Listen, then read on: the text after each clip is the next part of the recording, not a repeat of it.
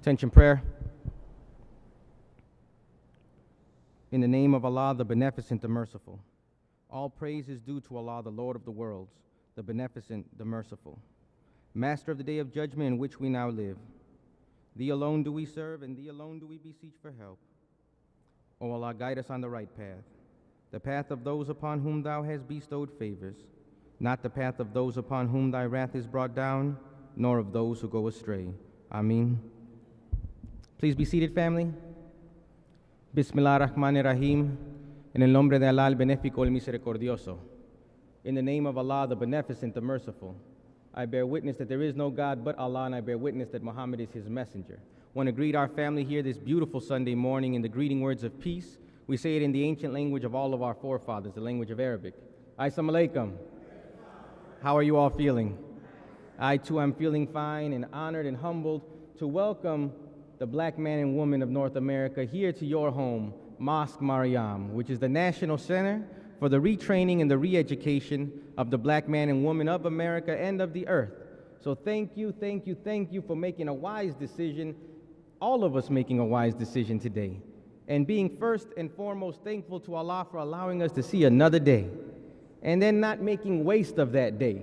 Because when you come to hear the life-giving teachings designed by God Himself to uplift you and I to the position that He intends for us, there's no way that that could be considered a waste of time. Is that right? So we want to thank you and thank Allah for allowing us to arise this day and even have an opportunity to make a decision. Isn't that beautiful? We could have chosen to do anything else this morning, but we decided to try to be obedient to God and come hear a word, which we know will absolutely help us to become what we and Allah Himself desire for us to be. So give yourself a round of applause this morning for just making a wise decision and being thankful to Allah that we have this choice to make today. We want to welcome those of you who may be here for just your first or second time, or even if this is your 1,000th time here. We want to thank you for submitting to our customs and procedures here in the Nation of Islam.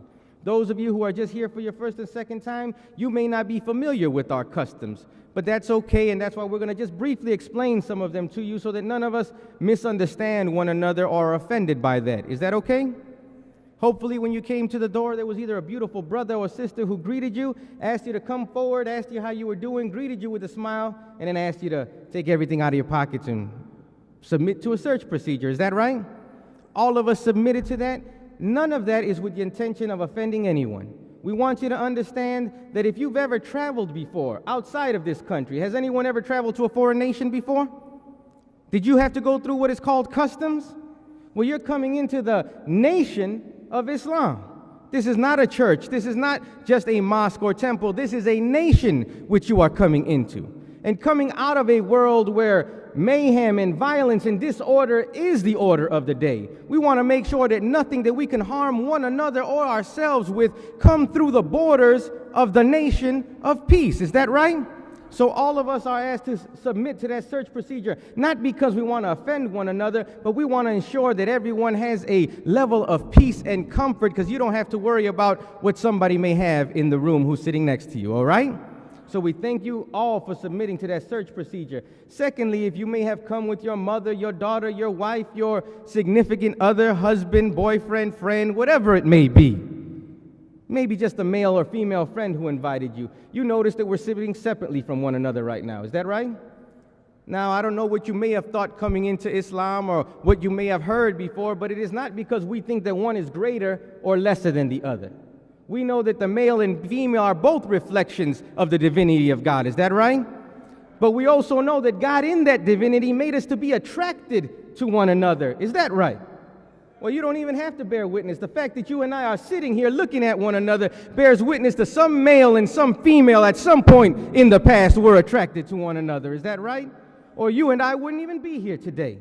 So there's a natural attraction which God has made and designed the male and female to be leaning towards one another, to be attractive to one another. But that natural attraction can serve as a distraction at times. Can it not, brothers? Can it be a distraction, sisters? So to make sure that none of us are distracted and alleviate some of those natural attractions and distractions, we simply separate the male from the female so that the attention of the listener and the student is on the speaker. Is that all right? So it's not to offend anyone, and again, we thank you to submitting to our procedure, because this is our custom, this is our way, this is the way not just that we thought was good for us, because we're not intelligent enough to make this kind of decision. This is the way that God himself has designed us to be educated and brought up into his mind and his thinking, so we thank you again for submitting to that procedure.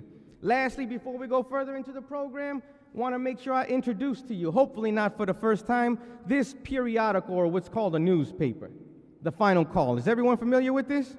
Does everyone have this, their latest edition, which says, The Jenna 6, a clear case of racial hatred? If you don't have it, don't get up right now. But at the end of the program, this will be available to you. I suggest if you have one that you pick up another one. Because just as you felt better after having read the information and news and guidance in this periodical, you know there's somebody else that you know on your block, in your house even, who needs this kind of uplifting word. And what would you look like not putting this word of divine guidance into their hand? It wouldn't be right, would it? But I don't want you to get up right now. You can do it after the program is dismissed. This is available for only $1 at the end of the program. Is everyone feeling all right? Are you happy to be alive today? Now, before we go further and before I bring up our next guest, I always like to do this because I know we're in the Windy City in Chicago and everybody wants to be cool here and we all think we're, tough and cool people. I want you to just turn to the brother on your left and your right and introduce to yourself. Sisters, turn to the sisters next to you. Give them a smile, touch them. Shake their hand. Let them feel you. Look at that. You can't greet somebody and have a frown on your face, can you? See how much better you feel already now that you've touched the life force and the divinity of God that was sitting right next to you? And look at the smile you brought to their face. Now, if you can make somebody else that happy, why are you looking all frowning for to me when I'm just trying to welcome you as your brother? You all feeling better now? Praise be to Allah. Let's go a little further into the program. You're in for a special delight today. It's always a good day when we're awake to hear the life-giving teachings of the Honorable Elijah Muhammad, but we have young, fiery, male and female and people of God today coming before you who are dedicating their lives to the service of us as black people and to the uplift of us as a community and nation. Are you all ready to hear that kind of word?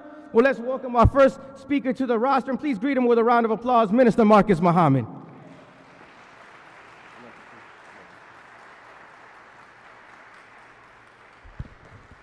In the name of Allah, the Beneficent, the Merciful, I bear witness there is no God but Allah, and I bear witness that Muhammad is his messenger. I greet you in the greeting words of peace in paradise. Assalamu alaikum.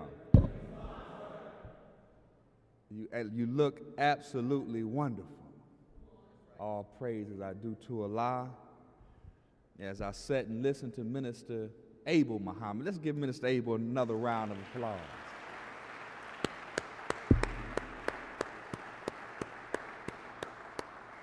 Who was working hard, crisscrossing the nation to show our brothers and sisters that we are one,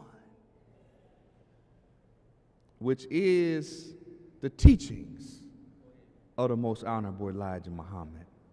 But I just wanted to say a few words to perhaps stimulate some thought and cause you to ponder. You know, the enemy who is wickedly wise. The Revelator described him as having eyes in front as well as having eyes in the back of his head. And the Honorable Louis Farrakhan said it represented that he has a wise understanding of history, of that which is behind.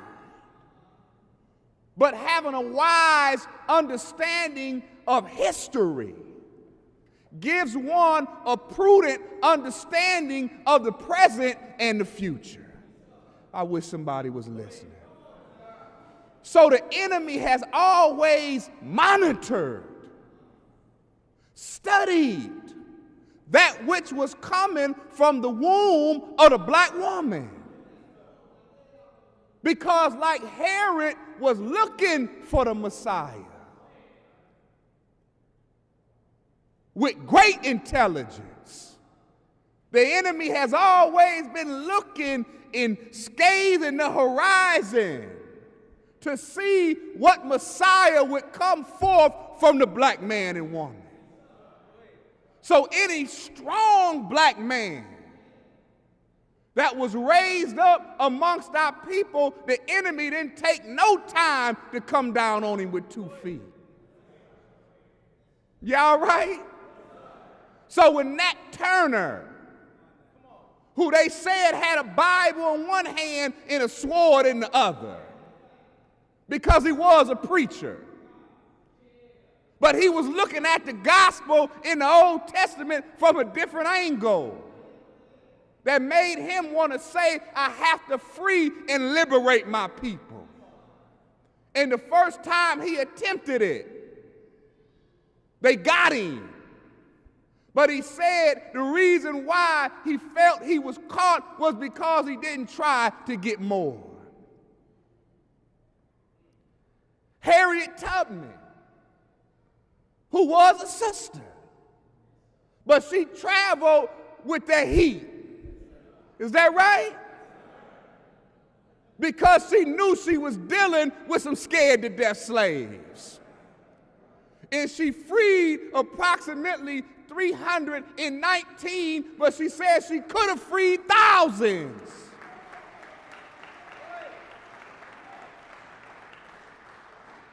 But she said the only problem was if they knew that they were slaves, she could have freed some more. I wish somebody was listening. So they had a $30,000 warrant out for her head, like Bin Laden, dead or alive. But as we came into the 20th century, and Paul Robeson and Garvey and men like that began to step forward, he was getting wiser and wiser, and coming with more tricks and snares to cripple the development of the black man and woman. So Garvey got up in 1915, but they destroyed the UNIA before 1930. Noble Drew Ali started in 1913, but he was off the scene in 1929 under mysterious circumstances. W.E.B. Du Bois died brokenhearted because they took his passport and he was deported and he died in Guinea.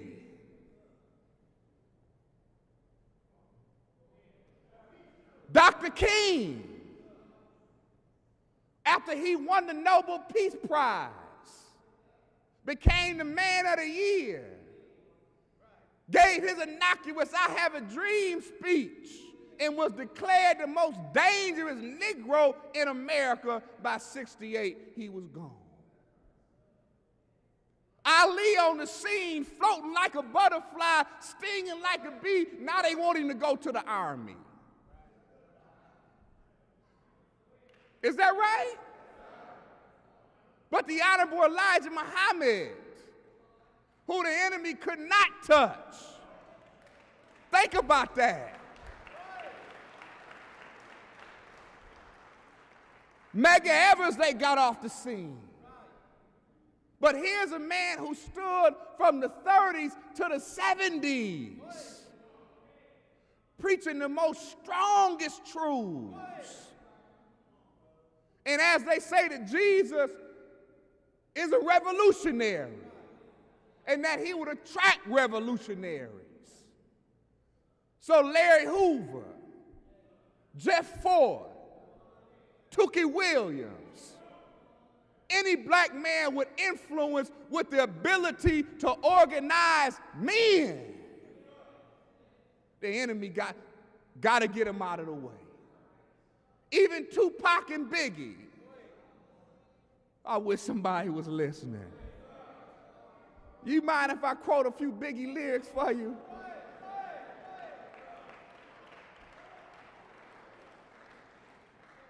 Biggie said the federal agents was mad because he was flagrant. Said they tapped his cell and his phone in the basement. So his mother said the night he was killed, where was the FBI? Since they were monitoring and had my son under surveillance.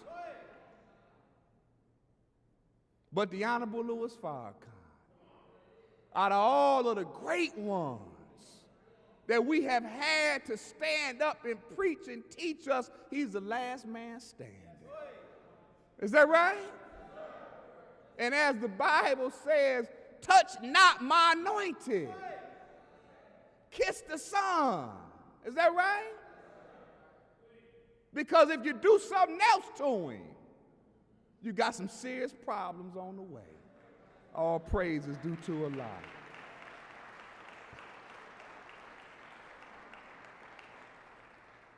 But the thing about following a man with a mission like that, Prophet Muhammad, peace be upon him, said that, some could follow him in the cool of the night. But in the heat of the day, they couldn't hang. So we calling all that want to be strong, that want to be bad, not, in an unrighteous way, who want to be bold, who want to represent a new word in a new world. We calling all. And if all we can get is a few, that's okay. Because if the Marines only need a few good men, then God can take one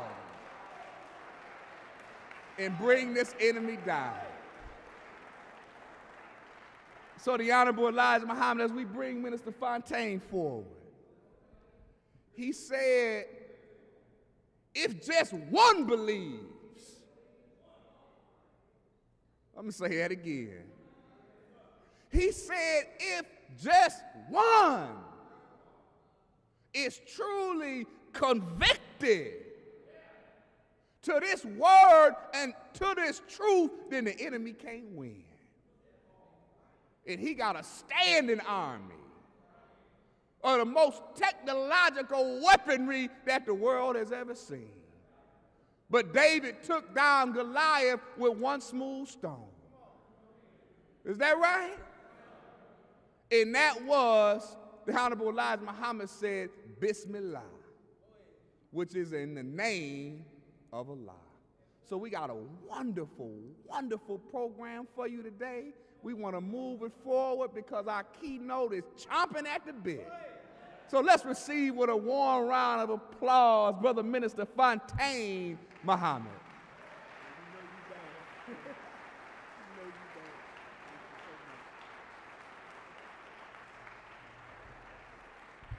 Assalamu alaikum. Dear family, can we please give Brother Minister Marcus another big round of applause? Yes, sir.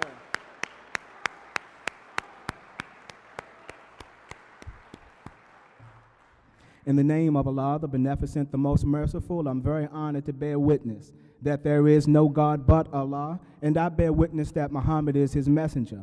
I'm very grateful and honored to have the opportunity to say that in the year 2007, I'm blessed to stand with the most beautiful human being that I've ever met in my young lifetime. We thank Allah for the Honorable Minister Louis Farrakhan, dear family. Thank him, and we could never thank Allah enough. I want to greet you one more time in the greetings of peace. Assalamu alaikum. Brothers and sisters, Minister Marcus already said it, our keynote minister today. He's chomping at the bit.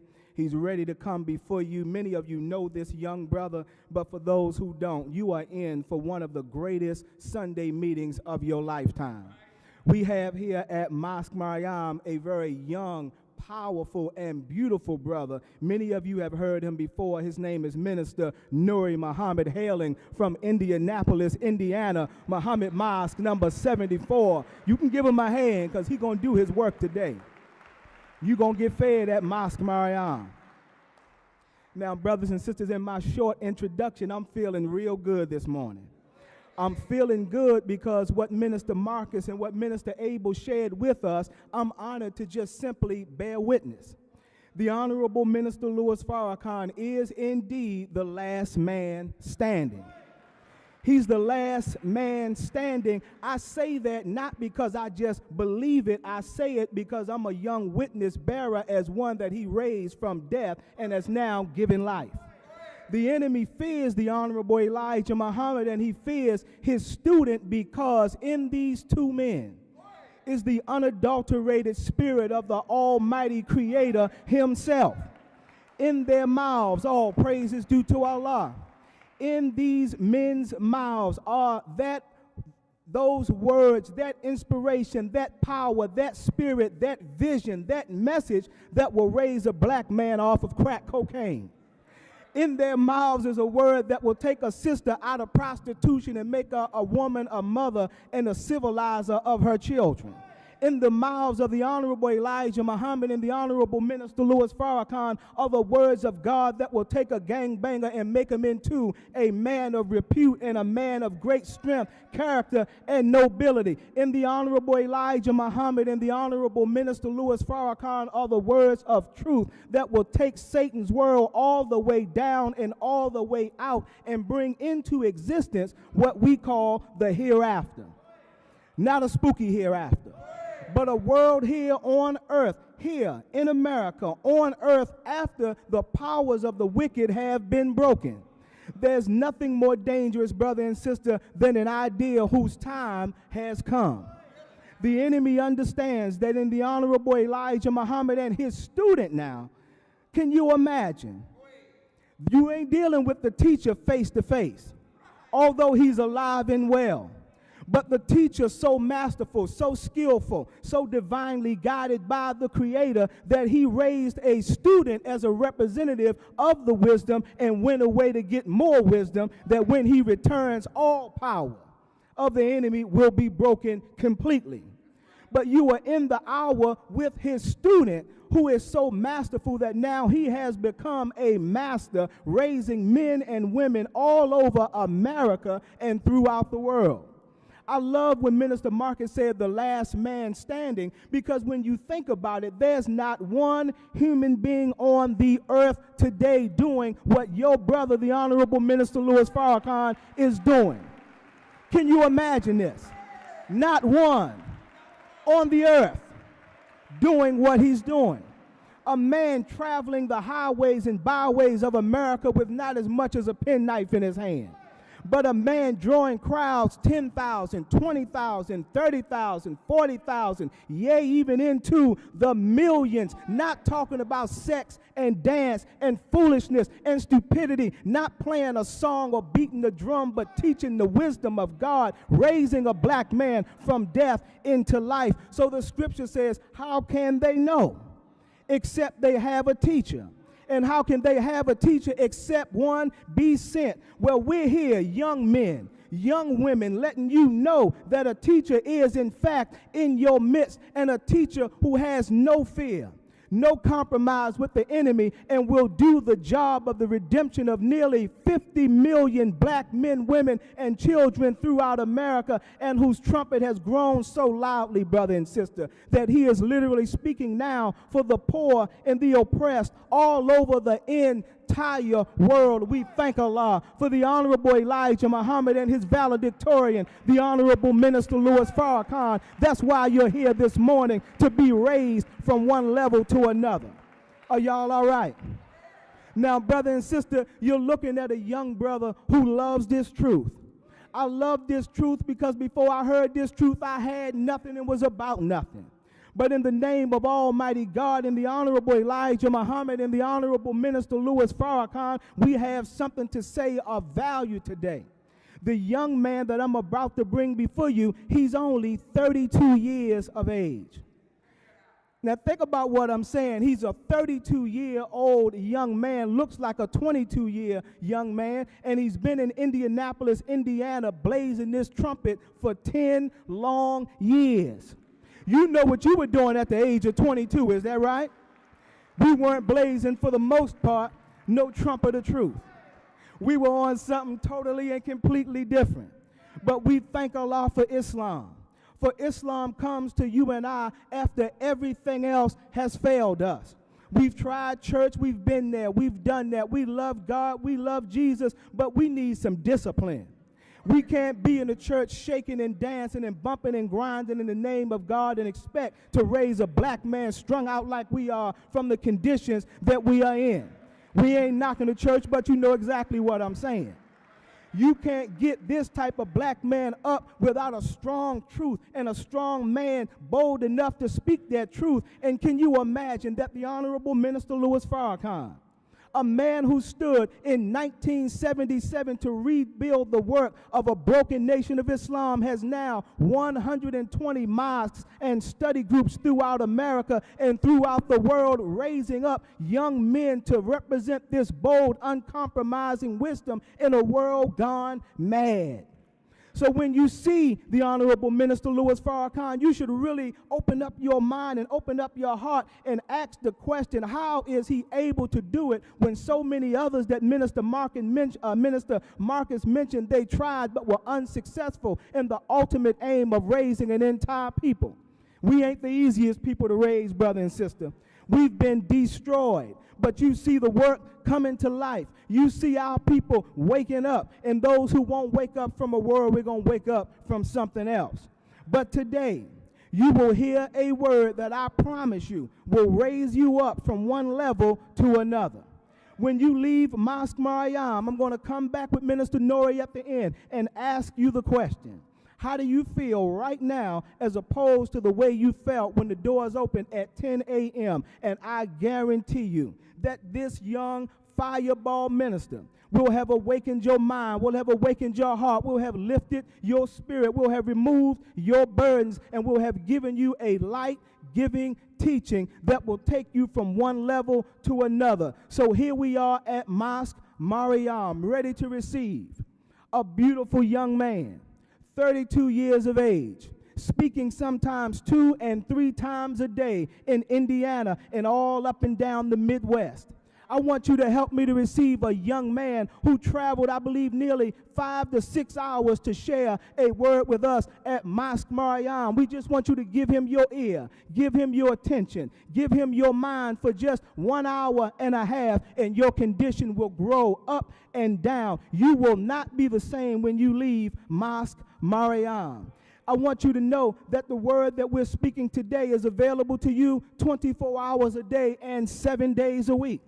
This is a word that's out there all day and all night. And when you come to Mosque Mariam to receive that word, you become a repository of that word, and you become a little Muhammad yourself. This is what you're watching today. You are watching little Muhammads and little Minister Farrakhans, full of wisdom, knowledge, and power. And this is the greatest fear of our enemy. They don't know who has been affected. We ain't talking about just Biggie Smalls and Tupac. The enemy understands that the whole world has been affected in some way, shape, or form by the word of the Honorable Elijah Muhammad and the Honorable Minister Louis Farrakhan. And that is what he fears more than anything else. Who has been awakened by the life-giving teachings of the Honorable Elijah Muhammad and the Honorable Minister Louis Farrakhan. So as we speak, your life is in danger. Our lives are in danger, brother and sister. The enemy understands our great future. He understands that we are the rulers of the New World Order, and his aim and objective is to kill every single one of us. But will we make up our mind today that the enemy cannot have our lives? The enemy can no longer have access to our minds and our hearts. We want wisdom today. We want knowledge today. We want power today. We want the life-giving word that will make us unable to be stopped by any force or any power. And you found that this morning at Mosque Mariam, and all praise is due to Allah. I thank each and every one of you for being here, brother and sister. We're going to move speedily into today's program with Minister Nuri Muhammad. Give him a big round of applause as he makes his way to the rostrum.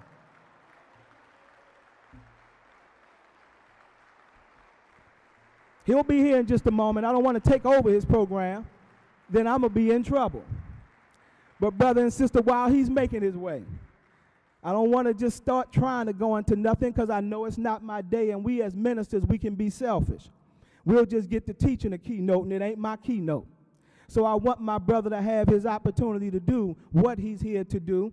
So again, I want you to now receive with me the Indianapolis, Indiana representative of the Honorable Minister Louis Farrakhan, a 32-year-old looking like a 16-year-old. Come on and receive one of the great fireball ministers of the Honorable Elijah Muhammad under the leadership of the Honorable Minister Louis Farrakhan. Here he is, Minister Nuri Muhammad.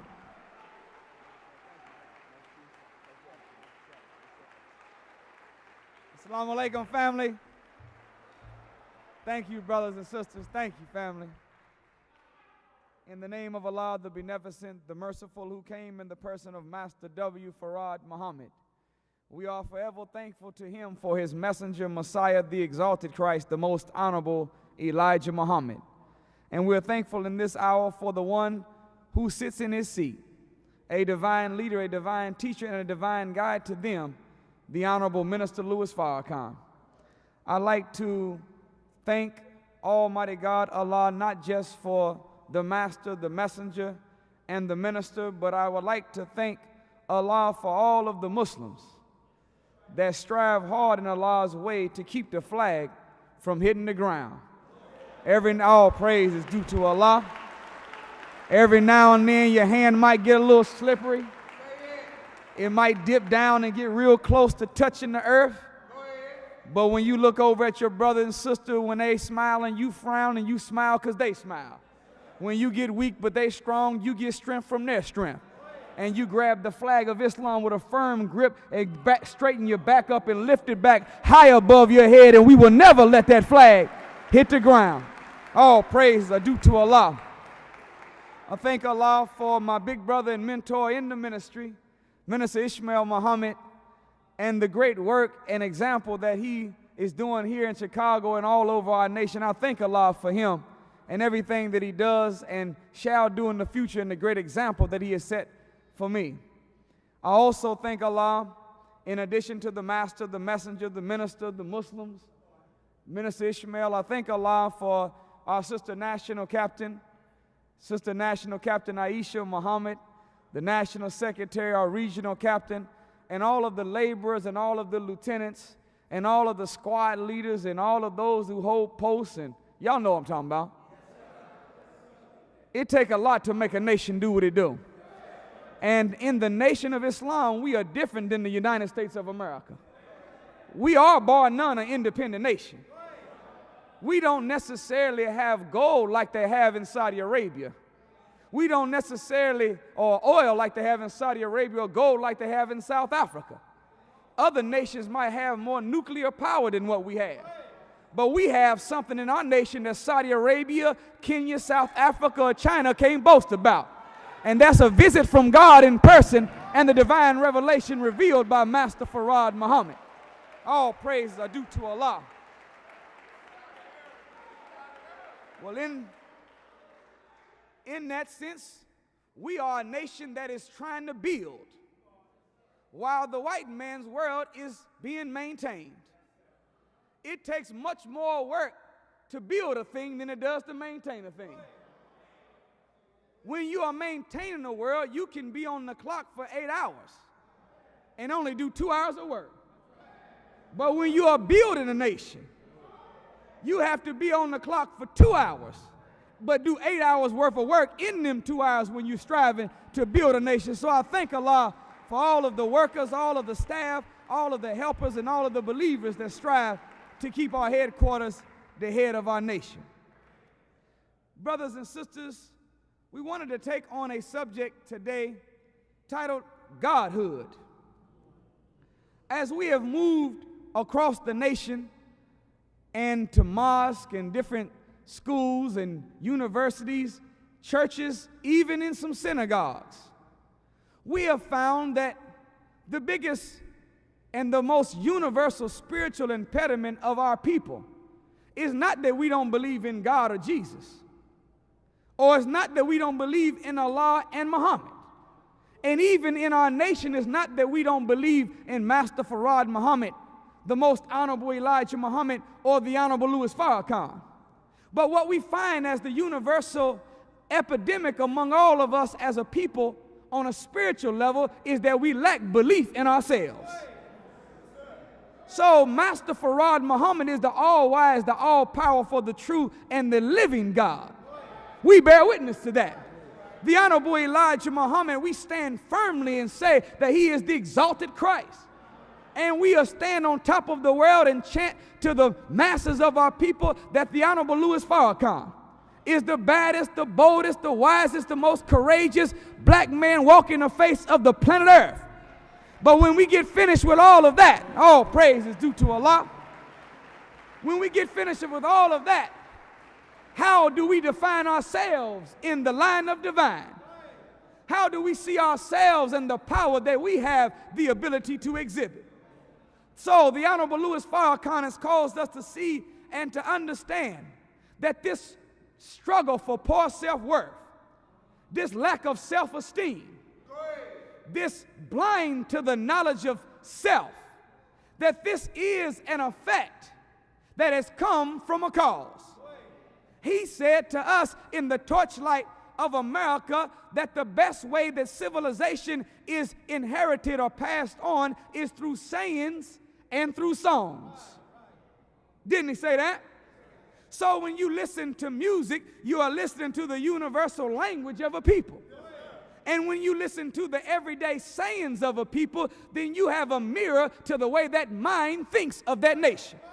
Well, if every song is dropping it like it's hot, if every song is backing that thing up, if every song is degrading black women and dope dealer theme music and talking about shooting this brother, smoking this brother, gunning down this brother, then that is a sign that that is the mirror of the mind of the masses of black people. And when you look at the sayings of us as a people, and in America in particular, notice that every saying that has black attached to it is always negative. But every saying that has white attached to it is generally positive. So when you get kicked out of an organization, you got blackballed. Am I telling the truth? When you're having bad luck, you behind the what? The 8 ball. The black ball. It happened to be the last ball that goes in on the pool game. And if you knock it in too early, you lose automatically. Is that right? When the stock market crashed, it was Black Monday. If somebody set you up and framed you, they blackmailed you. When you the misfit of your family, they call you the black sheep of the bunch. Is that right? When you go buy white cake with white icing, they call it angel food cake. But when you get chocolate cake with chocolate icing, they call it devil food cake. Everything black has been made bad and white has been made good. All praises are due to Allah. Then when you read the Bible, we are the cursed seed of Ham. We have been taught and trained from the word of God that we are not black because we are first, but we are black because we are cursed. But the Honorable Elijah Muhammad teaches us that black is not a color, but black is the essence from which all color comes from. In fact, if you take all of your crayons or all of your paint set and mix every color in the paint set together, when you get finished spinning and mixing, it'll come out black. Why? Because all the colors are broken down and are various shades and hues of the original color, which is black. All praises are due to Allah. So the white man knows that by making us use as a saying that a Negro ain't nothing, never was nothing, and never will be nothing. Some of us will say, you pretty cute to be so black. Huh? And you can be a bee, you can be a spineless, gutless, low to the ground, earthly worm, hobo built something. And you cool with that. But if somebody happened to say you are a black so-and-so, immediately that's fighting words. Why? Because subconsciously we have been programmed to believe that everything that is black is bad and everything that is white is good. So when we come and say that we represent Farrakhan, a black man, We represent a man named Elijah Muhammad, a black man. We represent Master Farad, a black God. Then that psychological subconscious programming rises up, and there is a built-in defense mechanism put in the head of the original people by John Hawkins and reinforced by Willie Lynch and being fed by the educational system and Reverend Porkchop and Bishop Hogmaw.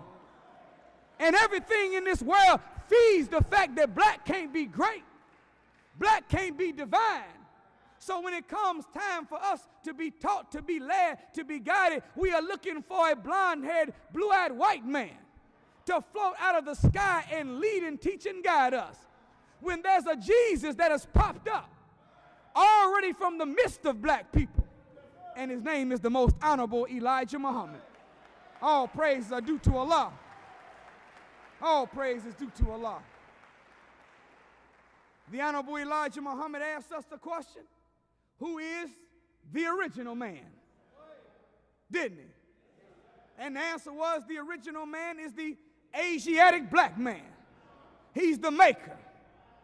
And since he made it, what? He owns it. He's the cream of the planet Earth.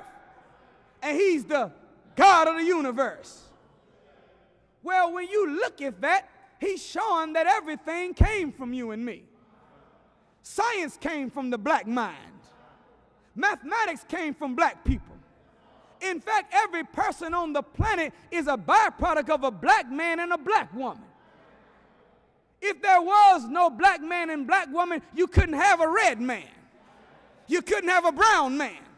You couldn't have a yellow man. You couldn't even have no white man. If the original people were white, then no black people could have ever come into existence. For their own scientists bear witness in the Mendelian law that black skin is dominant and brown eyes are dominant, while white skin and blue eyes are recessive. You can get from the dominant the recessive, but you can't get from the recessive the dominant. In other words, you can get white out of black, but you cannot get no black out of white. Even when you go to the dojo, when you are a beginner in the class, when you're new to the study of martial arts, they introduce you with the white belt. Is that right? But as you began to work your forms and work your katas, did I hear somebody say us? As you began to learn your roles and learn your hand locks, learn your takedown moves, then you began graduating out of that white beginning belt into another color belt. But when you get past that yellow belt and into those other color belts, when you get to that final belt, it's the master belt. It's not the brown belt. It's not the red belt. It's not the yellow belt. But it's the black belt. And then you just stay black. You just get another degree black. A second degree black, a third degree black, a fourth degree black, because the black man is the master. All praise are due to Allah. All praise is due to Allah. The book of Malachi 3 verse 6 says that I am the Lord, I changeth not. That means that Almighty God Allah has a particular methodology. He has a formula by which he does things. We have this spooky interpretation of God as being this big old white man in space, half white boy, half ghost, shooting lightning bolts down. But Almighty God Allah uses mathematics. He uses science. He uses experimentation. He uses the law of cause and effect to bring his will into existence. Well, if I am the Lord, I do not change. What is the methodology for divine guidance that God has set up as a pattern? I petition to you, black man and woman, that we might have more of a right as a people to recognize the greatness of black people than any other people on the planet have the right to recognize the greatness of themselves. For when Moses went to God and stuck his hand into the chest of God and he pulled it out, it said that his hand was turned white. Well, if it was turned white, it had to go in a different color, so it went in black before it got altered to another color. All praises are due to Allah. Solomon's called the wisest man in the Bible. And he said that I am black but comely. O ye daughters of Jerusalem. Is that right? Abraham was from Babylon, but he was accused of being an Egyptian man. And the word Egypt comes from the Latin word Aegyptus, meaning land of black and burnt-skinned people. Well, how could Abraham be confused with being an Egyptian if he wasn't black and burnt skin? So the father of the righteous was a black man. Jesus. Jesus. Jesus was not Michelangelo's cousin that you see on them walls. Jesus was not no brunette. He was not no redhead or no blonde-haired, pale-faced, blue-eyed Savior. Jesus had hair like lamb's wool. He had feet like brass that had been burned in an oven. Well, if brass is brown and you burn it, you know it's going to be black. Wool is nappy. So now Jesus got nappy, kinky hair with black feet. Another verse said he had the complexion like that of jasper. Another one said he had the complexion like that of sodden stone. Another one said he had an olive complexion. And olives are either green or black. We know he wasn't no green man. His mother Mary was an Egyptian woman. Is that right? Well, if she's an Egyptian woman, she come from the land of black and burnt skinned people. She's a black woman. Therefore, the byproduct of a black womb is always a black child. So he had to be a black man. In fact, whenever they decided to hide him from King Herod, when they decided to get him away from the soothsayers, the magicians and the enchanters, the Pharisees and the Sadducees, they told him to hide in where? Egypt. Well, when you are hiding, another word for hiding is camouflaging. When you are camouflaging, you are trying to put yourself in an outfit that matches the color code of your environment. So when the white man goes in the jungle, he wears green fatigues because that's the color of the trees. When he's in the desert, he wears beige because that's the color of the sand. When he's on a night mission, he wears black. Is that right? When he's in the snow, he wears white fatigue. What if Jesus is going to camouflage in Egypt? He can't be no little white baby among a land of black and burnt skinned people and not be caught. He would have been caught if he was a white boy, but he wasn't caught because he looked like his environment. All praise are due to Allah. All praise is due to Allah. Some of y'all say, I didn't know you Muslims believed in the Bible. Oh yeah, we believe in the Bible, but we believe in the truth of the Bible. We believe, however, that it has been tampered with. Therefore, it must be reinterpreted so that man and mankind will not be snared by the many falsehoods that have been added to it. You say, I thought y'all had your own Muslim Bible. The Quran. The Quran is the best friend of the Bible. The Holy Quran is that book that bears witness to the truth of the Bible. There would never have been a need for a Holy Quran if the Bible had not been messed up. But there was a man by the name of King James.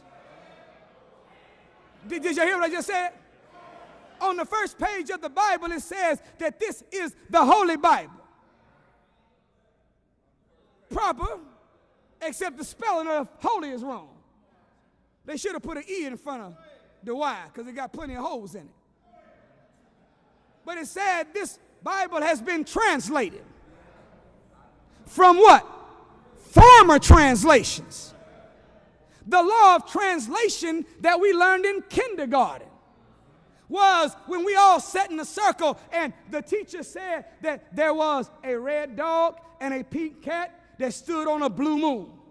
And that child's job was to send it through each person in the circle. But by the time it got to the end of the circle, it wasn't no red dog, no pink cat, or no blue moon. It was a black dog and a Cadillac with some D's on it. That's the law of translation. There's no such thing as being able to take one thing from the next and the next to the next, and it keeps its original purity. So if this book Bible was translated from former translations, that means several people then put it through a cycle where they have bent and manipulated and extracted the purity from it. Then after all of that, they said King James gave his version. Well, what is a version? A version is a person's perspective or perception. Is that right? Perception of reality is that person's reality, but it don't mean it's necessarily the reality. Perception is determined, and versions are determined by how close you are to what you judge. If there's an object blocking your view, is that right? Or if you are distracted when you're trying to make that judgment.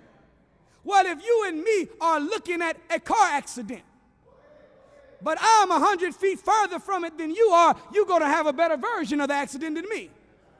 If I'm standing where a pole is blocking my view, I might say the red car hit the blue car, but you were there, you know the blue car caused the accident.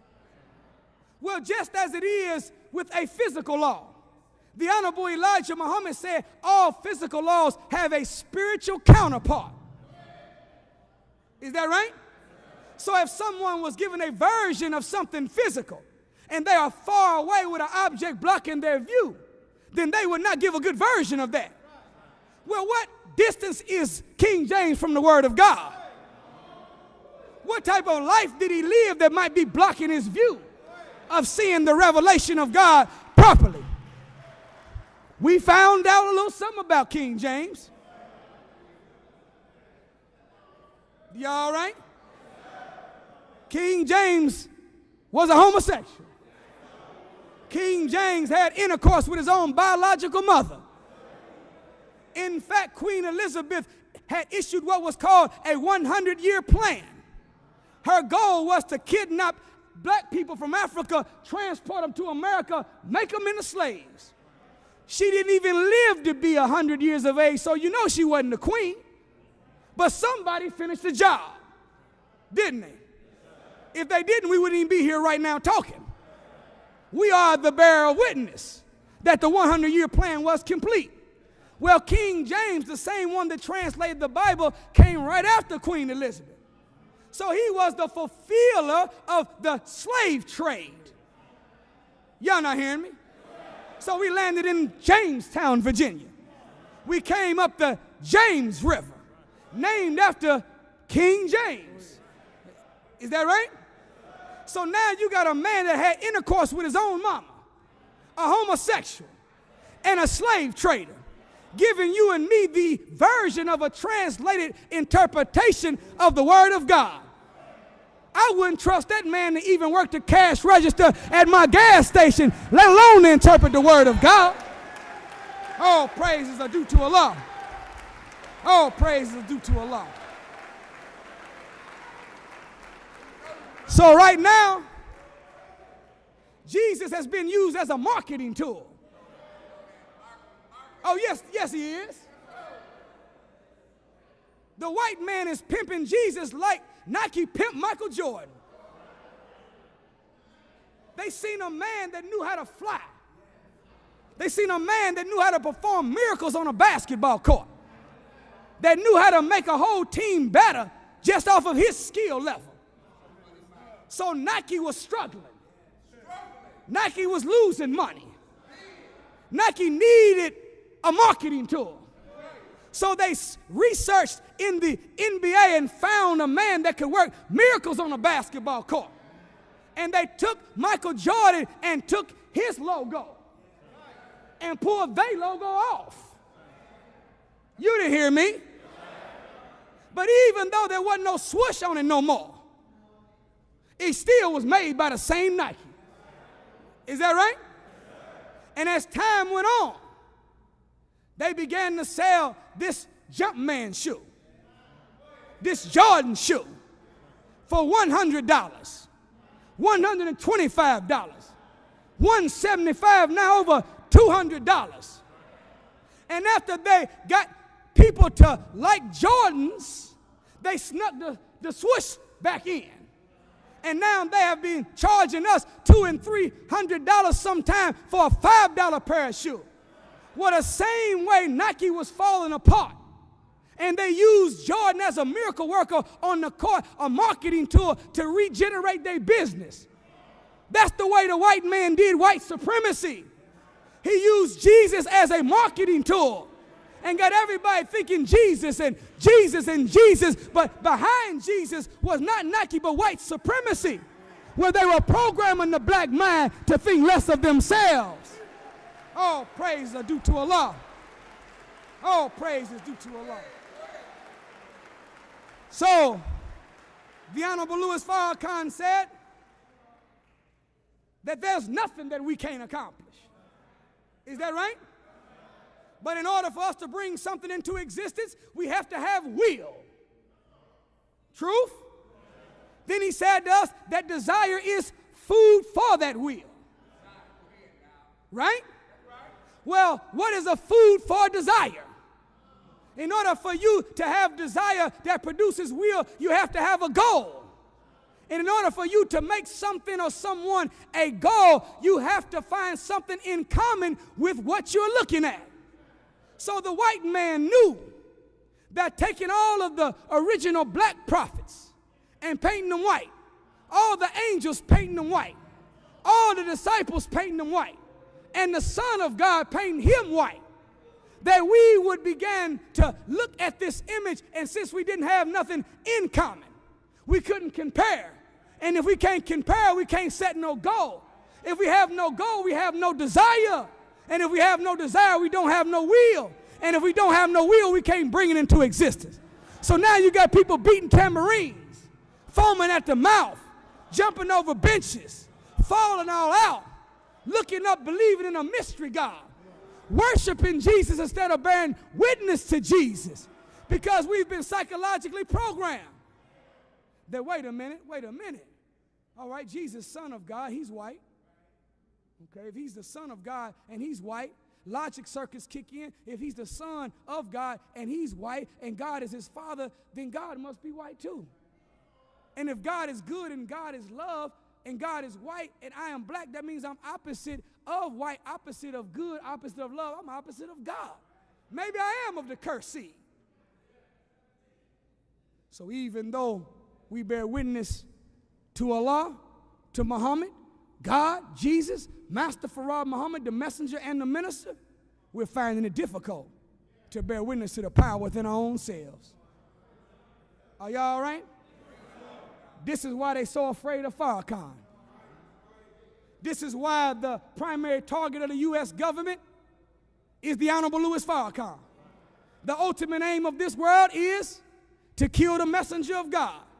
Why? Because he has the ability not just to speak power to the powerful, but he knows how to teach and give power to the powerless. How does he do it?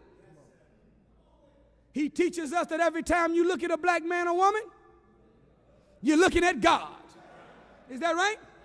He teaches that the black woman is the second self of God, that a nation can rise no higher than its woman. And where there are no decent women, there are no decent men. For the black woman is the mother of civilization. She's the first nurse. She's the first doctor. Is that right? She's the first teacher. She was the first Muslim. For after the originator created himself from triple darkness, his first act of creation was his woman. And she became his helpmeet. So technically, the original Muslim is the black woman. Did y'all hear me? The Honorable Elijah Muhammad teaches that there's no such thing as a no good woman. But any woman that was made that way by what? A no good man. He said that you didn't come from no rib of Adam, but you came out of the very essence of God. So you are not the woman of man. You are, in fact, the woman of God. And that's the reason why we're struggling so much to get our relationship right, because we don't look enough like God yet. But we're working on it. All praises are due to Allah. This rib thing has been used to promote sexism. This rib thing has been used to demean the woman. It has some significance, but it ain't the physical thing. We got to get this cartoon mind away from ourselves when it comes time to relate to God. We see God in the desert, snatching a rib out of a man while he sleep and spinning the rib around until the sand jumps on it and Shazam, hocus pocus, abracadabra, there's a woman. It didn't go down like that. No, look at the rib. The rib is that which protects the lungs. The rib is that which protects the heart. Likewise, black woman, you are supposed to protect the inspiration of a community and the compassion and love of a community. Notice that the rib is not behind the man, not underneath the man's feet, not above the man's head, but the rib is right there by his side, because that's where you're supposed to be, black woman, right there by your black man's side. The rib comes right underneath the arm. Why? Because we are supposed to, as men, respect and protect the black woman. Is that right? The rib is created with its own shape. Likewise, the male is not like the female, and the female's not like the male. So you can't make no woman into no man, and you can't try to make your man into no woman. You let that man be a man, and you let your woman be a woman. And if in fact we was functioning in accord with our nature, then we wouldn't have so many daggone problems in our relationship. The problem is that the man was created 75% masculine and only 25% feminine, while the female's created 75% feminine and only 25% masculine. But we live in the white man's world. We live in Satan's world. And Satan's goal is to turn people upside down and inside out. So he gives the black woman a job. Is that right? That pays more than her man, feeding the more of the 25% masculine in you.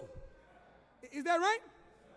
He has you at home watching TV, can't get no job, feed more of that 25% feminine in you.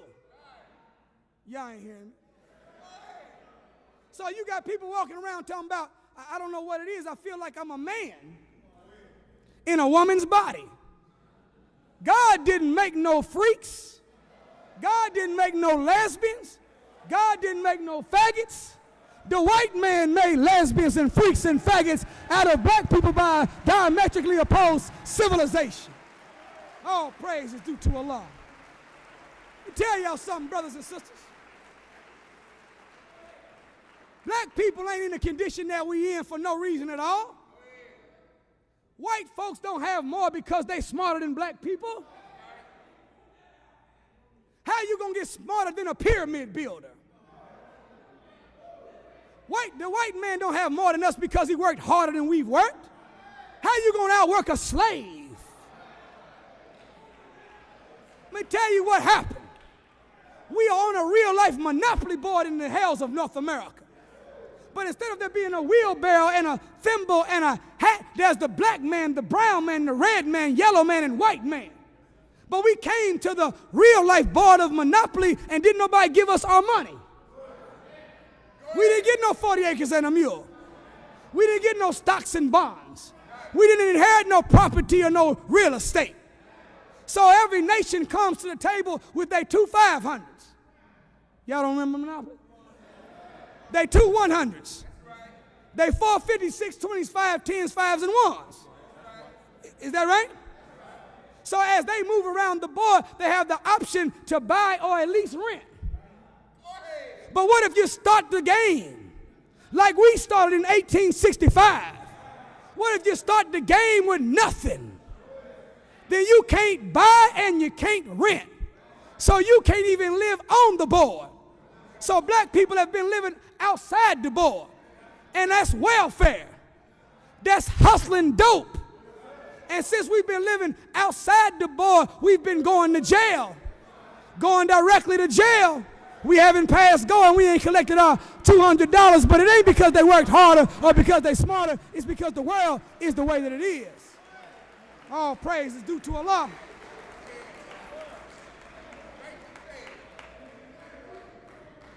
So the most honorable Elijah Muhammad taught us that the last trick of the white man was the white woman. That's what he taught us. And it is an actual fact. I don't know how you do it, black man. How you get that nasty white girl? No, wait a minute. Samson was a black man. Delilah was a Philistine woman, a white woman. Samson had power. Samson had strength. Samson had authority. But all of a sudden he fell asleep and his locks got cut off by this Philistine. Let me tell you something, black man, don't no hairdo make you strong. So you can have the longest dreadlocks that you want. That ain't gonna make you no stronger and no blacker. Last I checked, I've been seeing plenty of brothers with long dreadlocks and white girls. Our problem is that we don't want to work for the freedom of a people. So we slap on a red, black, and green wristband, a Marcus Garvey t-shirt, a chew stick in our mouth and throw some henna dye in our beard, wear some jalabias, y'all know what I'm talking about, and we make our outfit the contribution to the revolution. No, but faith without works is dead.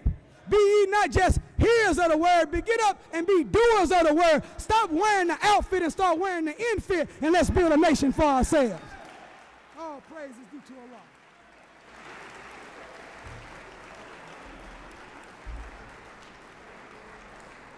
It wasn't what was on the outside of the man's head that made him strong. It was what was on the inside of his head that made him strong. But even if you don't want to get biblical or spiritual or religious, I don't know about you, but when you think about a black woman, Harriet Tubman should pop up in your mind sometime. Mary McLeod Bethune, Madam C.J. Walker, Rosa Parks, Sojourner Truth, your mama. And if that ain't a good enough reason to get you a black woman instead of the skunk of the planet Earth, something wrong with you, black man. All praise is due to Allah.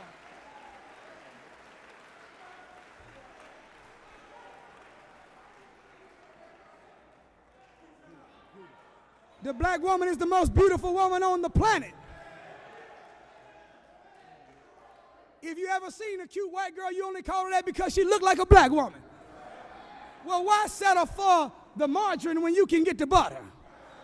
Why settle for the concentrate when you get the pure 100% organic, original woman, the queen of the planet Earth? Put her on your arm and take care of her and leave that white girl alone. All praises are due to Allah. All praises due to Allah.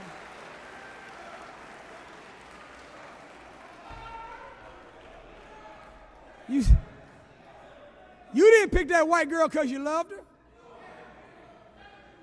Your mind began to regurgitate the thoughts on the plantation. Whenever the black woman was in the field sweating like you were sweating, dirty like you were dirty, working hard and getting calluses like you were getting calluses, not allowed to get in the bath, not allowed to put on perfume, not allowed to wear fine clothing or to celebrate any forms of femininity. But Miss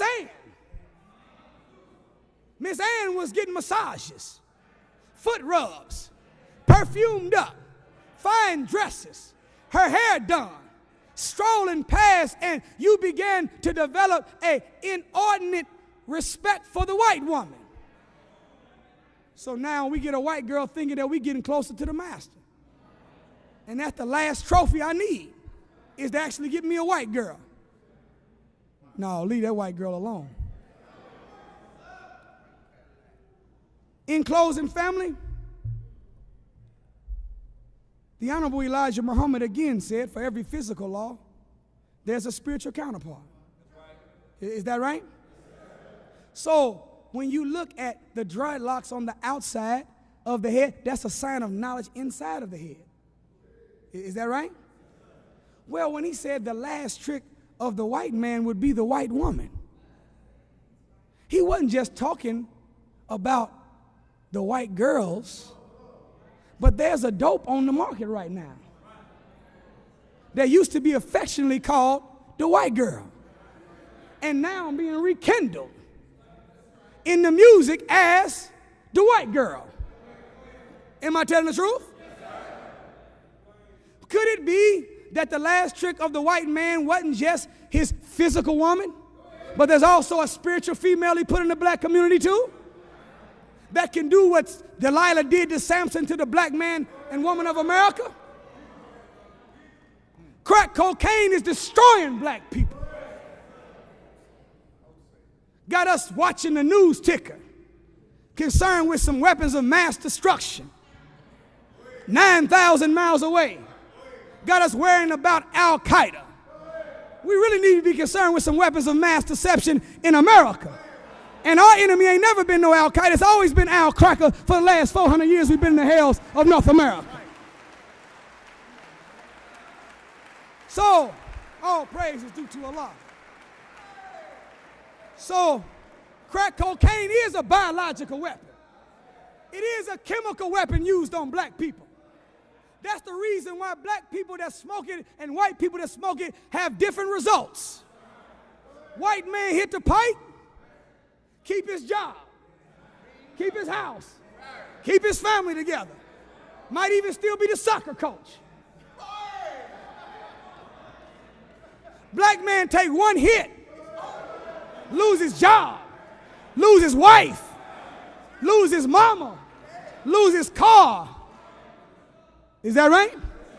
Why? Because crack cocaine, heroin, these are called designer drugs. Well, what is designer clothing? Designer clothing is whenever someone has studied a particular market and has made clothing to fit the mind of that market. So Rockaware, Inichi, academics. That is a study that's been done on the hip-hop community and black people. Is that right?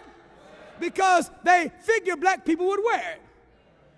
But St. John's Bay, sisters, Masuk. Yeah, y'all know, some of y'all know something about that. That costs that money. That'd be the $150 tank top. That's designed for a different market. So when you have designer clothing, they take into consideration the mind and culture of a particular market and fix the fashion to suit that market. Well, if crack cocaine is a designer drug, who did they tailor make it for? Do you know that whenever we inhale the vapors of the crack, that it says to the mind that this is melanin? And since melanin is found in the original people, not found in white people. Did y'all hear what I just said? They don't have the chemical of melanin, but we do. Melanin is in the core of the brain, all through the body, built in. Some even say that the carbon levels in the bone is partial melanin in black people. So whenever a white man smokes it, he has no melanin. It just gets him high, it comes down, they normally recover. But when we take a hit, it says to our mind, this is melanin. So it doesn't just take over the brain, but it goes all through the body and completely consumes the black person. So crack is some device used heavier than what you are dealing with that divides one side against the other. Well, when the white man dropped crack cocaine, in the black community divided us up, one from another. So the husbands are divided from the wives. Is that right? We divided from our children because of a biological weapon. Y'all all right? Well, family, when we gauge all of that which we are dealing with in the world that we are fighting, then those of us that are Muslims, we have to gird up our loins and fight harder with the truth. Did y'all hear me? Black people have tried everything that the white man has suggested. It has not proven to work good for us yet. Said we needed more college graduates. We had more graduate from college last year than in the last 5 years put together. But the condition ain't really changed that much. White man said Negroes need more money in their pocket.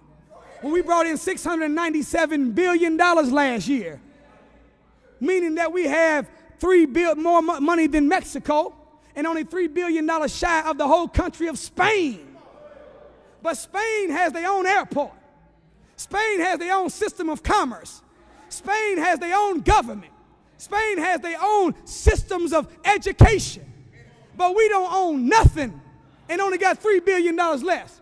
Spain got 400 million people and their own world. We only 40 million strong and we don't have nothing, but we got the same amount of money. So money ain't been doing it for us. They said we needed to go vote. We didn't register more people to vote every year, breaking records every year. Right now we have 550 black mayors in America and almost 11,000 black elected officials, but the condition has not yet changed. There's only two things that black people have never tried. That is unity and changing our religion. Unity and changing our religion. We done tried everything else. But the Honorable Elijah Muhammad said to us that Islam don't come in the beginning. Islam comes after all else has failed. Well, Islam is here, black man and woman. We've been laying in, bagging in, striking. We've been Holy Ghost dancing, beating our tamarines, falling out, getting dumped in the baby swimming pools. Y'all know I'm telling the truth. And we ain't became no better.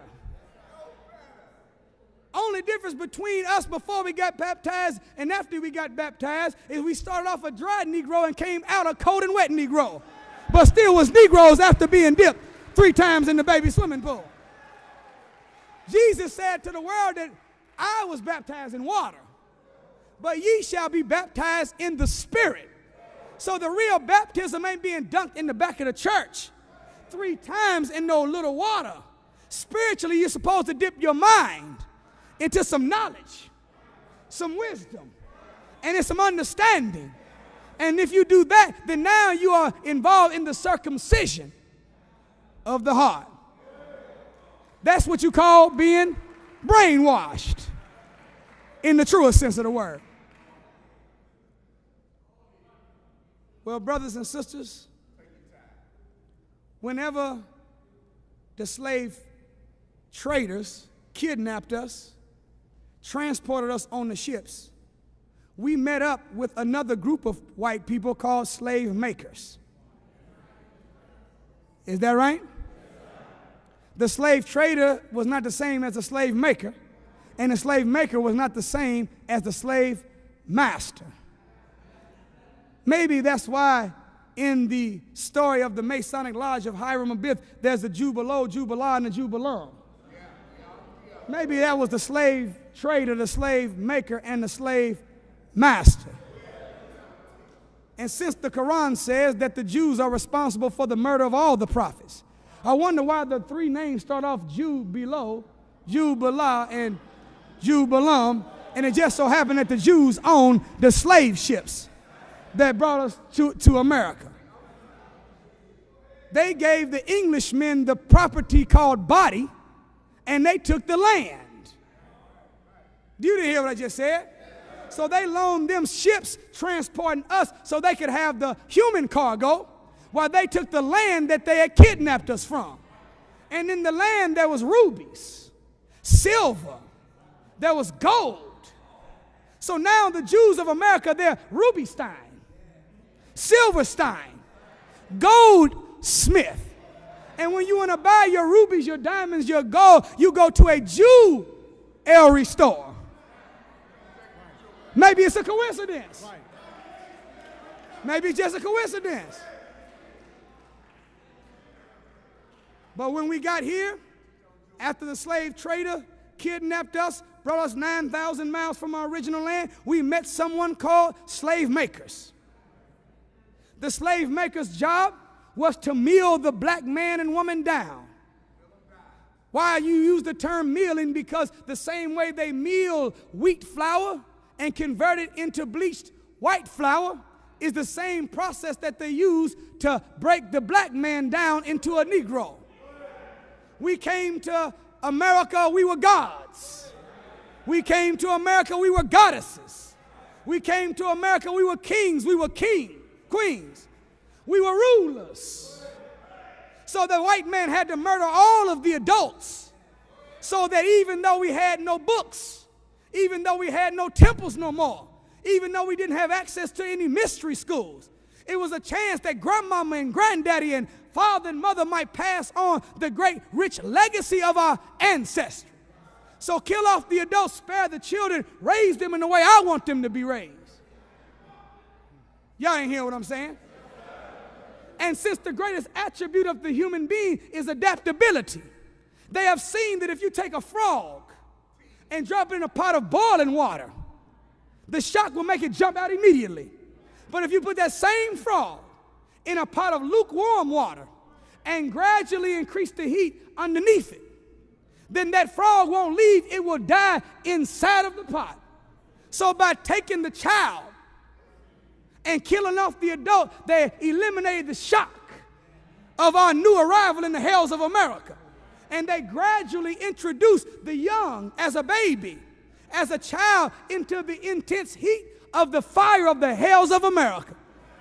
And what has happened to you and me, black man and woman? We have adjusted. We have adopted. We have associated with and assimilated into, and we have gradually gotten used to being second-class citizens. Gradually gotten used into working hard and getting nothing. Gradually gotten used to having poor self-worth, being poor, hungry, naked, out of doors. Because they got us as babies. Well, when they first got us here, the white man lied about the date. He said he brought us here in 1619. But in the Congressional Library in Washington, D.C., the Honorable Elijah Muhammad exposed that we didn't come here in no 1619, on no Nina, Pinta, Santa Maria, or on no Mayflower. We came here on a ship named Jesus. Some other ships named Saints of Christ and Grace of God, captained by a man named Sir John Hawkins in 1555. Y'all with me? But they said 1619 because that's a 64-year window of time. That was the time called the slave breaking process or the milling process. When they mill wheat, they take out all of its fiber and all of its nutrients, 14 in number, and then they bleach it and add 2 of them back. And after they bleach it and add 2 back, they sell it to us as enriched white flour. Now, if you had $14 million and I took all your money and came back and said, look, here's $2 million back, you would not consider me to be enriching you. You would still consider that to be stealing. The white man didn't give us nothing when he gave us a slave master's religion. He didn't give us nothing when he let us integrate into the white man's world. He had already taken all of the power out of black people and gave us some artificial stuff. Well, there was a man named Willie Lynch that popped up in 1712. He was a hired business consultant because slavery was a business. No, excuse me, slavery is a business. It's still slaves right now in 2007. In fact, some of us are more slaves now than our people ever were back then. Because the definition of a slave is one that has voluntarily submitted and lost a power of resistance. We didn't volunteer to come to America, and we didn't lose our power to resist. If we lost our power to resist, why did the sharks hover around the slave ship? If we wasn't trying to resist, why did they have to chain up our feet and our hands?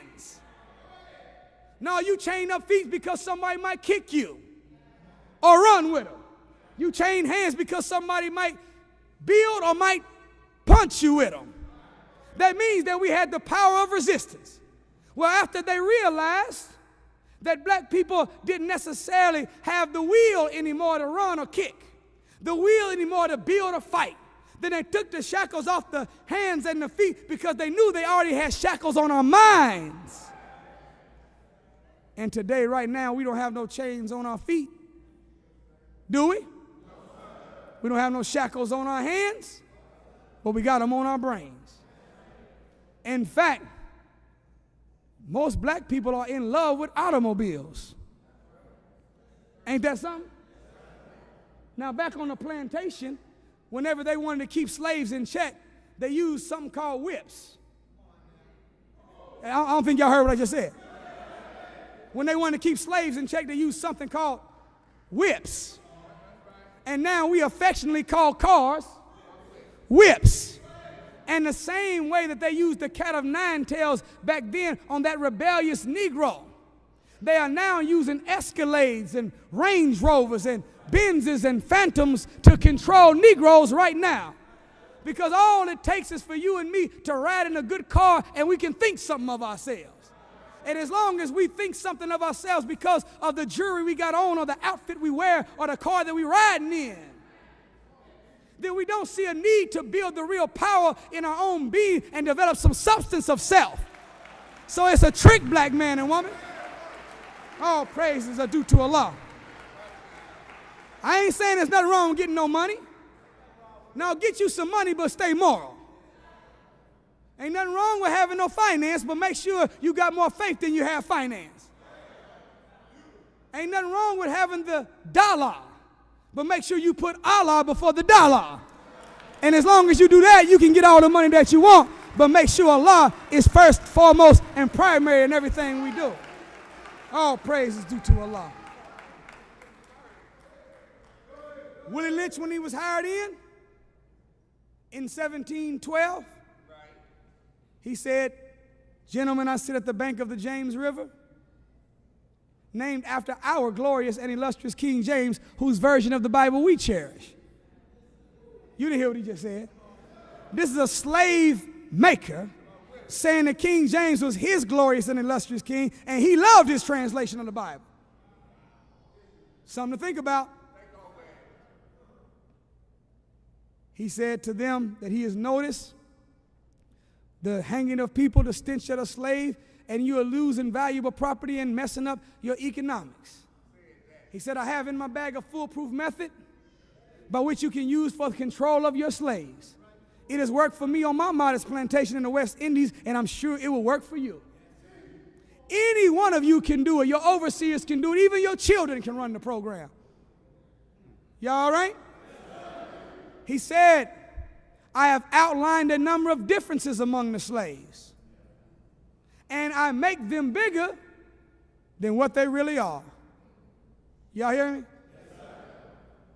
He said, and if you will implement my method for 1 year, I guarantee you the slaves will become self-perpetuating, self-refueling for 300 years, maybe 1,000. He said, I put the young against the old and the old against the young. The male against the female, female against the male. The light against the dark, dark against the light. Short against tall, tall against short. One on a small plantation against the one on the big plantation. Didn't he say it? I put the one with coarse hair against the one with fine hair. Is that right? He outlined 11 differences. Y'all all right? To prove that it was effective, we still suffer from the same stuff right now. Light is against dark because we still say you're pretty cute to be so black. Male got to be against female, female got to be against male because 75% of all of our marriages are ending up in divorce.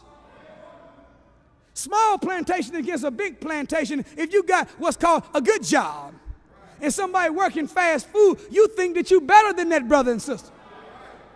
You out there at General Motors, Ford, Chrysler, thinking that you really got a good job.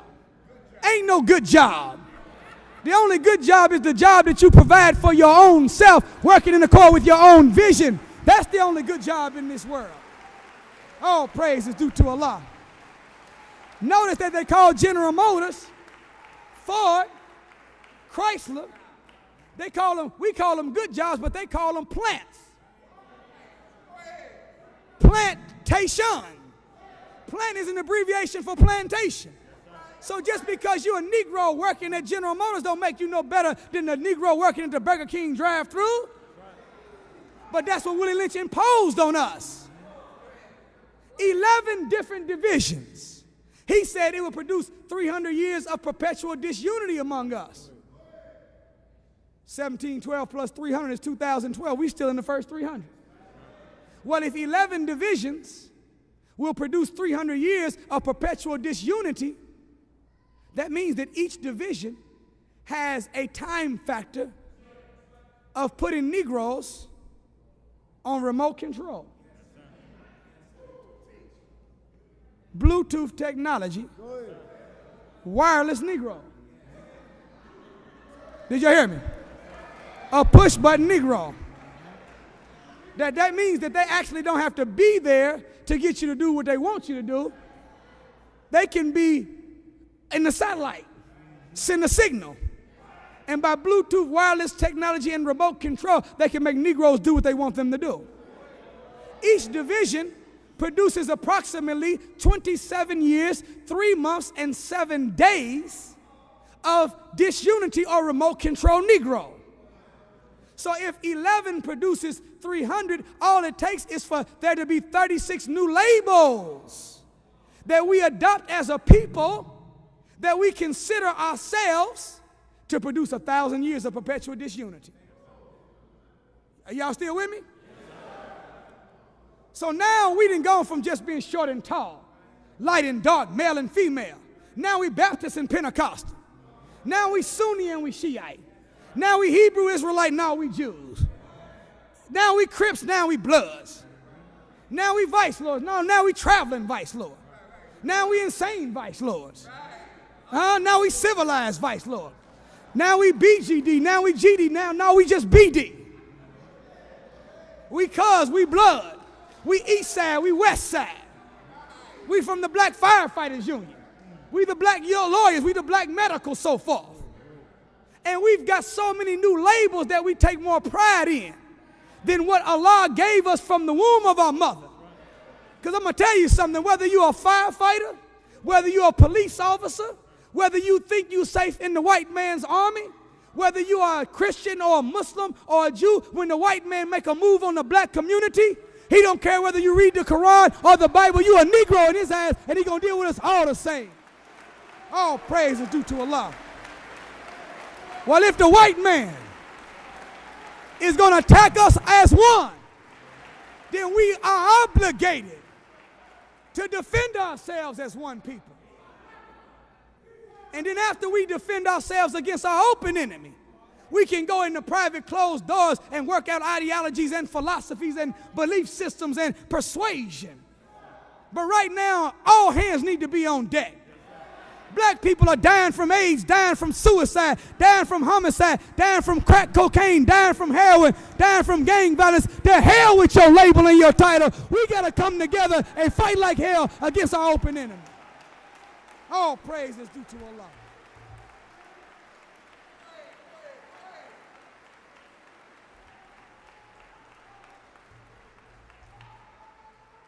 And Muslims, we got to be the example of that.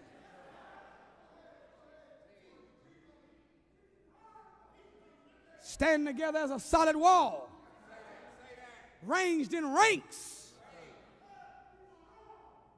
defending that which we love and that which we believe.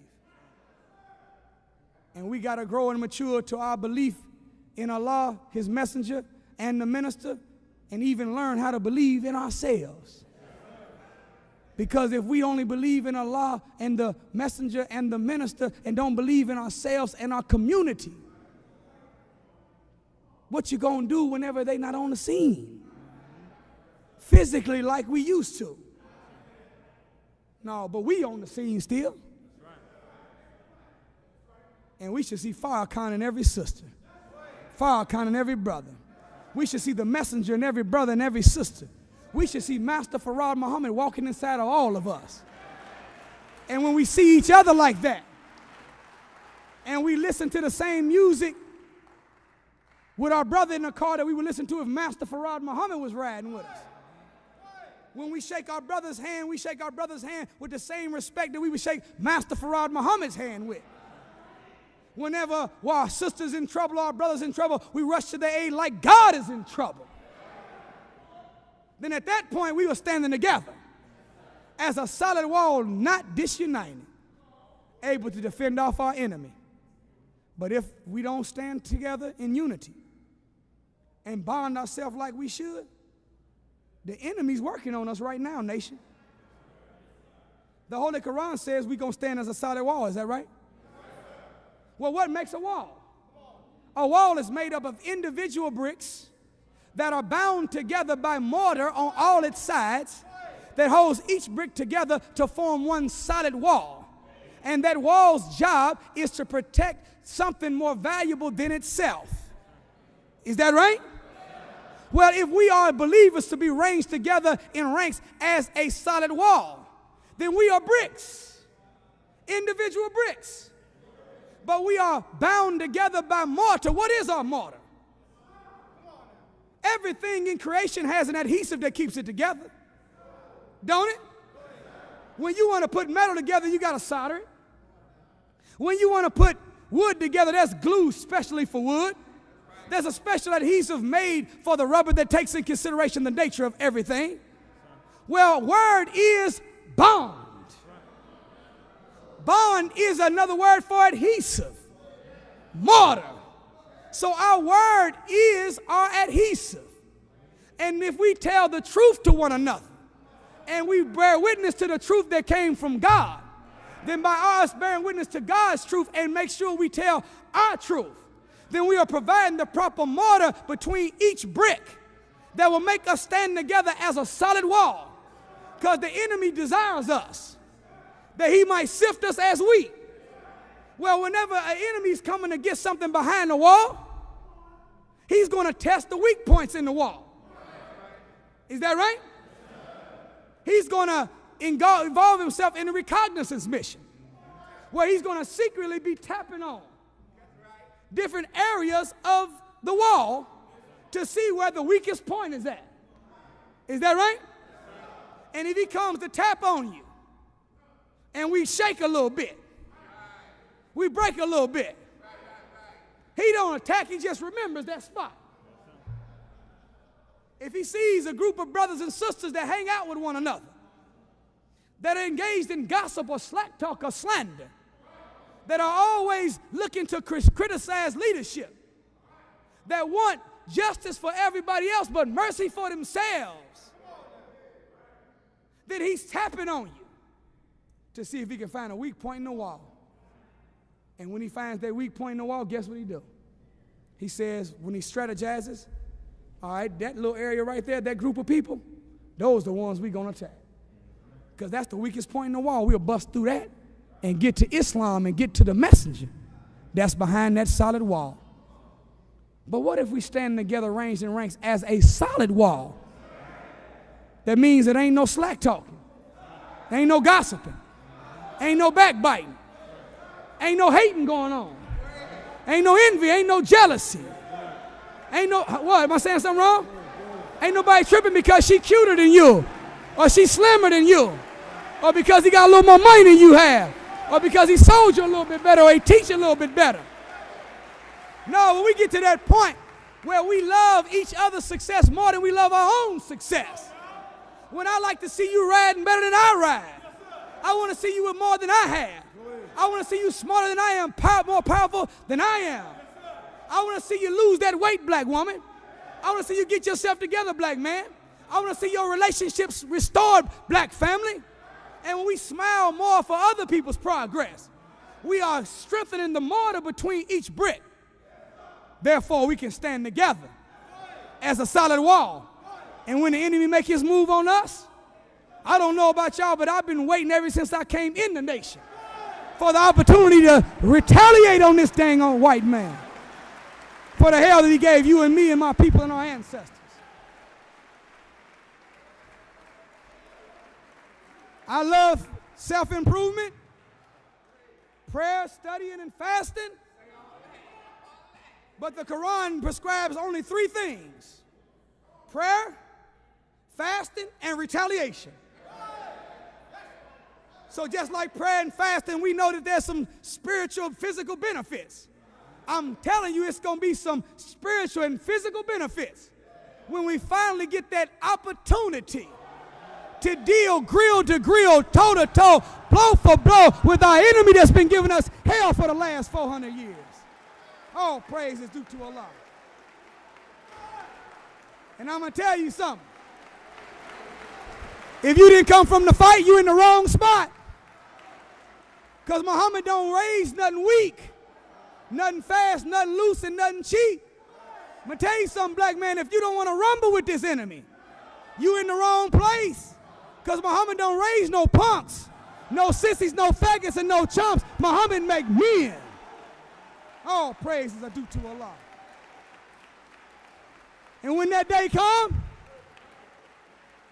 FOI got to be FOI, Vanguard got to be Vanguard, MGT got to be MGT, hell, the juniors got to be juniors, the babies need to throw their bottle, hit them with the rattler, whatever you can do.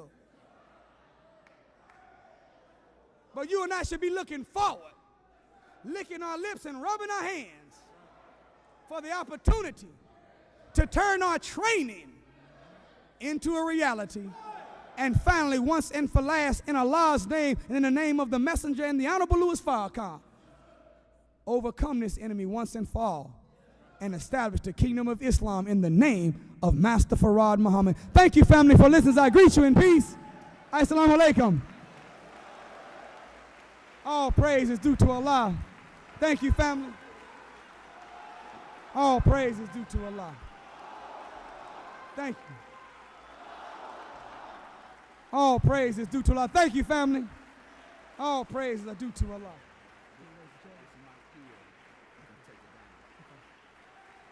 Thank y'all, brothers and sisters. We gonna win, y'all. You hear me? Victory is promised.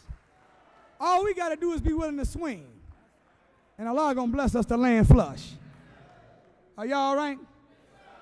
Well, brothers and sisters, I think it goes without saying that white people ain't gonna give us no money.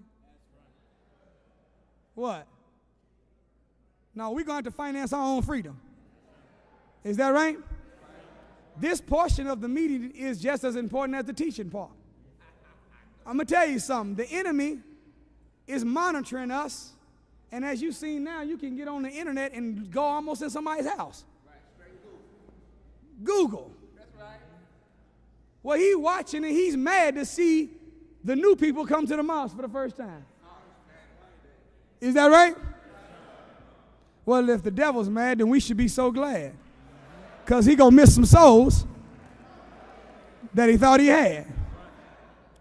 Well, then he even gets madder when he sees us agreeing with the truth.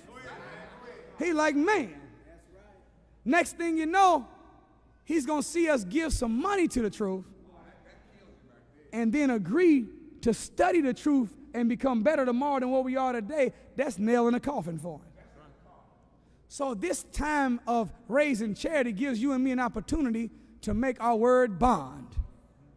We tried to get money from the enemy, but he didn't give us none. We went to Bank One, and he only had money for 1 people. And we wasn't in ones. We went to Chase Bank, and he chased us away. We went to Key Bank, and he locked the door. We went to Society Bank. We wasn't a member of his society, so we couldn't even get in. We tried to go to Fifth Third, but since we was in the Constitution as 3/5, we couldn't get no money from them either, so we decided to get our own money from ourselves. Our whole praise is due to Allah. But with $697 billion, we got enough money as a people to finance our own freedom. And I don't know about you, but there ain't another man on the planet more worthy of support than the Honorable Minister Louis Farrakhan. He deserves everything we have to give out of what we can spare and even sacrifice as often as we can. All praises are due to Allah. Thank Allah for the Honorable Louis Farrakhan. Attention prayer.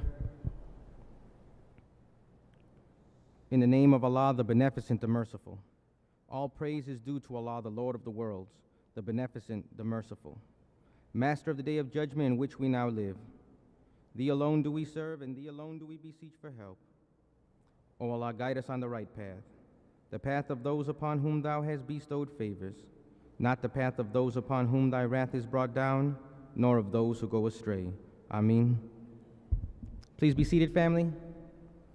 Bismillah ar-Rahman ar-Rahim. En el nombre de Allah, el benéfico, el misericordioso. In the name of Allah, the Beneficent, the Merciful. I bear witness that there is no God but Allah, and I bear witness that Muhammad is His messenger. I want to greet our family here this beautiful Sunday morning in the greeting words of peace. We say it in the ancient language of all of our forefathers, the language of Arabic. Assalamu alaikum. How are you all feeling? I too am feeling fine and honored and humbled to welcome the black man and woman of North America here to your home, Mosque Mariam, which is the National Center for the retraining and the re-education of the black man and woman of America and of the earth. So thank you for making a wise decision, all of us making a wise decision today, and being first and foremost thankful to Allah for allowing us to see another day, and then not making waste of that day. Because when you come to hear the life-giving teachings designed by God Himself to uplift you and I to the position that He intends for us, there's no way that that could be considered a waste of time. Is that right? So we want to thank you and thank Allah for allowing us to arise this day and even have an opportunity to make a decision. Isn't that beautiful? We could have chosen to do anything else this morning, but we decided to try to be obedient to God and come hear a word, which we know will absolutely help us to become what we and Allah Himself desire for us to be. So give yourself a round of applause this morning for just making a wise decision and being thankful to Allah that we have this choice to make today.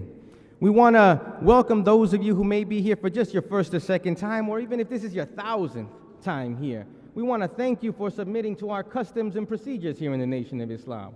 Those of you who are just here for your first and second time, you may not be familiar with our customs, but that's okay, and that's why we're going to just briefly explain some of them to you so that none of us misunderstand one another or are offended by that. Is that okay?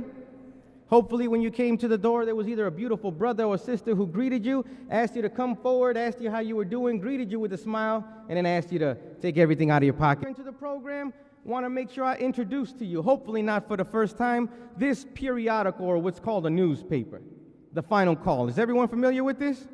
Does everyone have this, their latest edition, which says, The Jannah 6, a clear case of racial hatred? If you don't have it, don't get up right now. But at the end of the program, this will be available to you. I suggest if you have one that you pick up another one. Because just as you felt better after having read the information and news and guidance in this periodical, you know there's somebody else that you know on your block, in your house even, who needs this kind of uplifting word. And what would you look like not putting this word of divine guidance into their hand? It wouldn't be right, would it? But I don't want you to get up right now. You can do it after the program is dismissed. This is available for only $1 at the end of the program. Is everyone feeling all right? Are you happy to be alive today?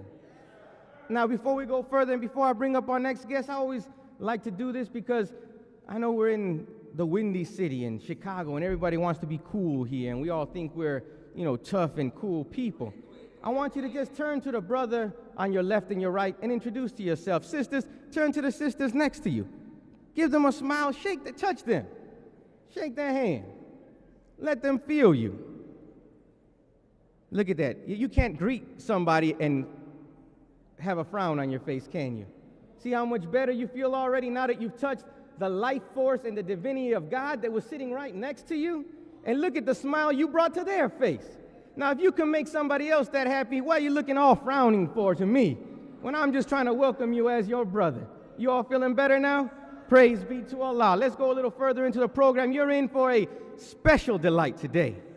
It's always a good day when we're awake to hear the life-giving teachings of the Honorable Elijah Muhammad, but we have young, fiery, male and female and people of God today coming before you who are dedicating their lives to the service of us as black people and to the uplift of us as a community and nation. Are you all ready to hear that kind of word?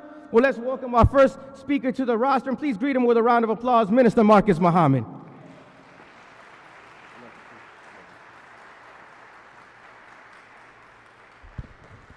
In the name of Allah, the Beneficent, the Merciful, I bear witness there is no God but Allah, and I bear witness that Muhammad is his messenger. I greet you in the greeting words of peace in paradise. Assalamu alaikum. You look absolutely wonderful. All praises I do to Allah. As I sat and listened to To submit to a search procedure, is that right? All of us submitted to that. None of that is with the intention of offending anyone. We want you to understand that if you've ever traveled before outside of this country, has anyone ever traveled to a foreign nation before? Did you have to go through what is called customs? Well, you're coming into the nation of Islam. This is not a church. This is not just a mosque or temple. This is a nation which you are coming into. And coming out of a world where mayhem and violence and disorder is the order of the day. We want to make sure that nothing that we can harm one another or ourselves with come through the borders of the nation of peace. Is that right? So all of us are asked to submit to that search procedure, not because we want to offend one another, but we want to ensure that everyone has a level of peace and comfort, because you don't have to worry about what somebody may have in the room who's sitting next to you, all right? So we thank you all for submitting to that search procedure. Secondly, if you may have come with your mother, your daughter, your wife, your significant other, husband, boyfriend, friend, whatever it may be, maybe just a male or female friend who invited you, you notice that we're sitting separately from one another right now. Is that right? Now, I don't know what you may have thought coming into Islam or what you may have heard before, but it is not because we think that one is greater or lesser than the other. We know that the male and female are both reflections of the divinity of God. Is that right? But we also know that God in that divinity made us to be attracted to one another. Is that right? Well, you don't even have to bear witness. The fact that you and I are sitting here looking at one another bears witness to some male and some female at some point in the past were attracted to one another. Is that right? Or you and I wouldn't even be here today. So there's a natural attraction which God has made and designed the male and female to be leaning towards one another, to be attractive to one another. But that natural attraction can serve as a distraction at times. Can it not, brothers? Can it be a distraction, sisters? So to make sure that none of us are distracted and alleviate some of those natural attractions and distractions, we simply separate the male from the female so that the attention of the listener and the student is on the speaker. Is that all right? So it's not to offend anyone, and again, we thank you to submitting to our procedure, because this is our custom, this is our way, this is the way not just that we thought was good for us, because we're not intelligent enough to make this kind of decision. This is the way that God himself has designed us to be educated and brought up into his mind and his thinking, so we thank you again for submitting to that procedure. Lastly, before we go further, liberate my people. And the first time he attempted it, they got him. But he said the reason why he felt he was caught was because he didn't try to get more. Harriet Tubman, who was a sister, but she traveled with the heat. Is that right? Because she knew she was dealing with some scared to death slaves. And she freed approximately 319, but she said she could have freed thousands.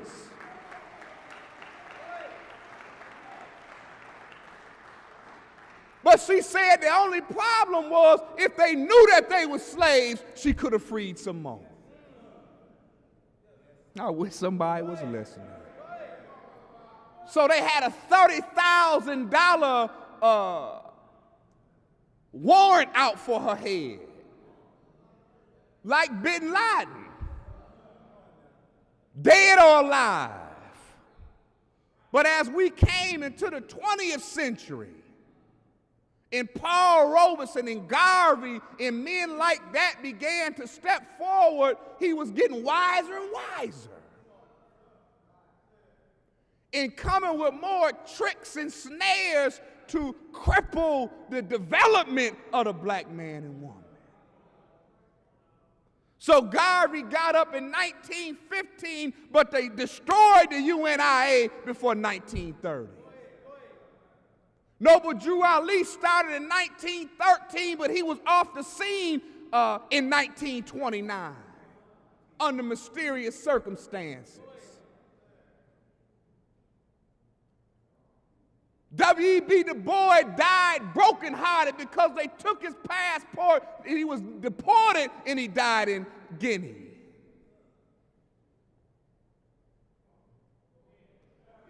Dr. King, after he won the Nobel Peace Prize, became the Man of the Year, gave his innocuous "I Have a Dream" speech, and was declared the most dangerous Negro in America. By 1968, he was gone. Ali on the scene, floating like a butterfly, stinging like a bee. Now they want him to go. Minister Abel Muhammad. Let's give Minister Abel another round of applause.